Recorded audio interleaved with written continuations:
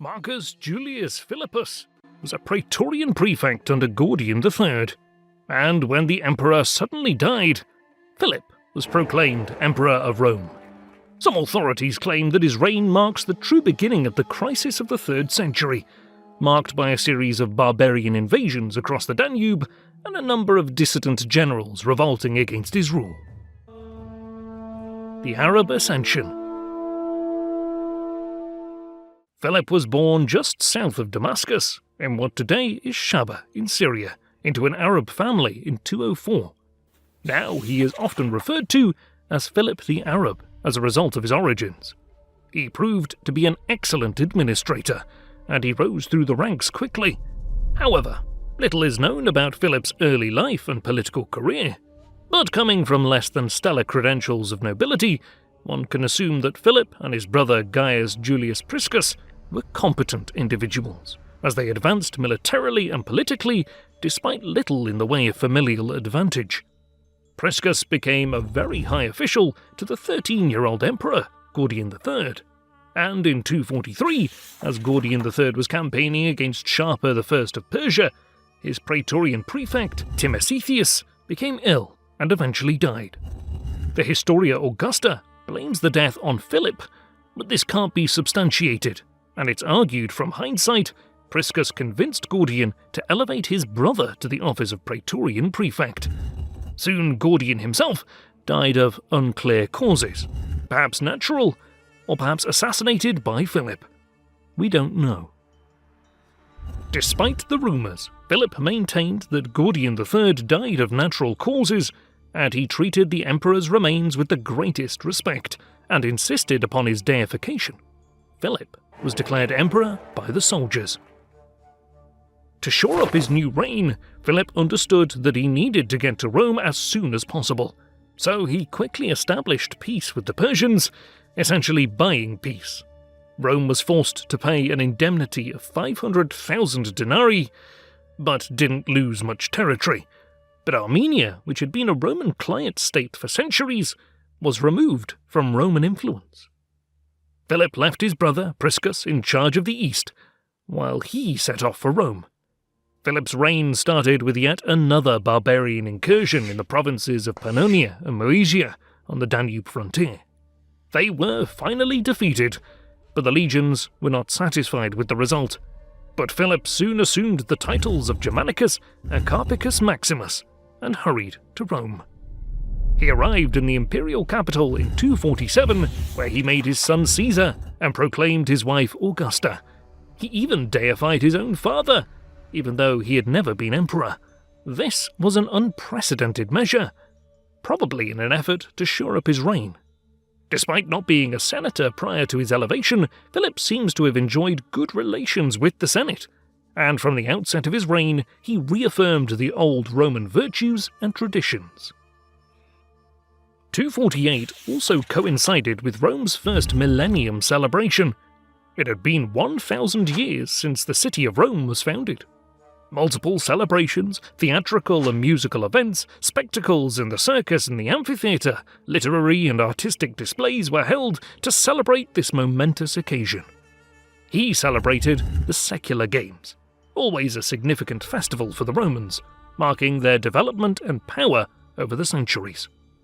The ritual religious purifications associated with the secular games were probably felt by some to be long overdue, despite the fact that the games should not be held for another 60 years, since there was supposed to be a gap of 110 years between each festival to ensure that only one celebration could be witnessed in one lifetime. The coinage proclaimed at the same time her title and her destiny. Roma Aeterna. Rome Eternal. Revolts and defeat. Perhaps he felt secure on the throne, for, in 248, Philip cancelled subsidies payments to the Goths, and predictably, in the following year, they invaded Moesia and Thrace and laid siege to Marcianopolis. 2 revolts broke out at the same time, one in Pannonia and Moesia, led by Pacatianus, who had been given an extended command over several provinces in that area, and the other revolt broke out in Cappadocia, or Syria, led by Jotopianus. Jotopianus' revolt proved to be short-lived, as he was killed by his troops, perhaps shortly after Philip's reign. Philip was disheartened when he learned of these revolts and offered to resign, but a senator reassured him that the revolts would be short-lived. The senator was Gaius Messius Quintus Decius, now commonly referred to as Decius. Philip was evidently swayed and entrusted the defence of Moesia and the Balkans and the command against Pacatianus to Decius, with mixed results. Decius was able to put down the revolt, but was declared emperor by his troops. Some suggest that Decius suspected this would be the case and warned Philip not to give him the command, but Philip insisted. Decius was confirmed as emperor towards the end of 249. The exact date is uncertain, but by autumn 249 he was fully established and he marched on Rome. Even before Decius had left Pannonia, the situation for Philip had turned even worse. The ongoing financial difficulties of the empire had forced him to debase the coinage, as rioting began to occur in Egypt, causing disruptions to Rome's wheat supply and further eroding Philip's support in the capital. Although Decius tried to come to terms with Philip, their armies met near Verona that summer. Decius easily won the battle, and Philip was killed sometime in September 249.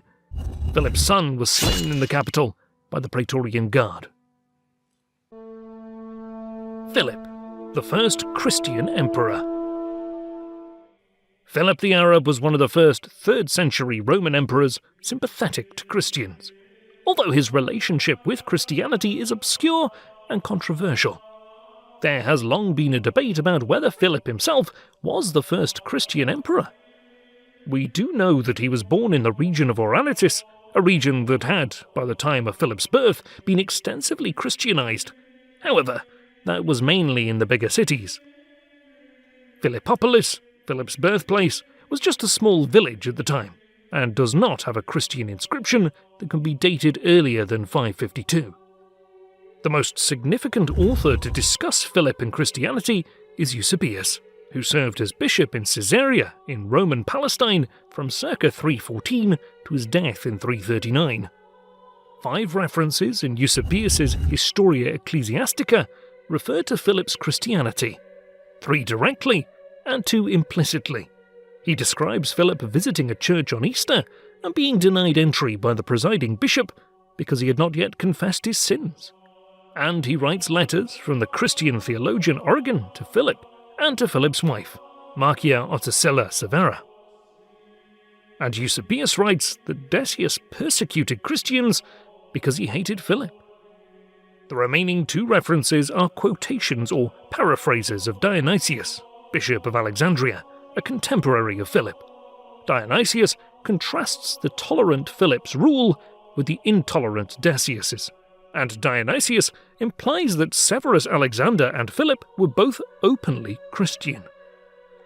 Most arguments in favour of Philip's Christianity hinge on Eusebius's account of the emperor's visit to the church, which is dubious at best, and in all other ways, Philip proved to be a very traditional Roman emperor, and his continual appearances on coinage and participation in pagan ceremonies continued to follow the state religion. And non-Christian writers do not mention his Christianity at all. And even if he secretly was a Christian, it had no great impact on the Roman state, nor did he legalize the religion. So, it would just be a small curiosity, a footnote in history. Final thoughts. Philip was the first and last Arab to occupy the imperial throne of Rome. His brief reign was a small period of relative stability before the crisis of the 3rd century really started. Modern historians like Warwick Ball, in his book Rome in the East, The Transformation of an Empire, describes Philip's reign as remarkable because it saw an Arab ruling the Romans not as a conqueror, but as one of their own. It was remarkable, too, that as an Arab, he presided over the Millennium celebrations as the embodiment of Roman civilization. Ball goes on and suggests that an Arab's elevation to the purple made a lasting impact on the Arab world, signifying their entry onto the world stage even preparing the way for their later conquests when Islam swept across the Middle East from the 7th century on. And if an Arab could become emperor of Rome, then Arabs could hold their heads up with pride. Just a small fun fact. So proud are the Syrians of Philip the Arab that they used to have him on a Syrian £100 note, which shows that his legacy is still honoured in the Arab world. Philip proved to be a decent administrator who became emperor in a time that required not administrative skills, but military competence. Thanks for watching the video. Remember to like and subscribe if you enjoy the content we make here on the channel. It really helps us grow and reach more people. The next video will be on Decius.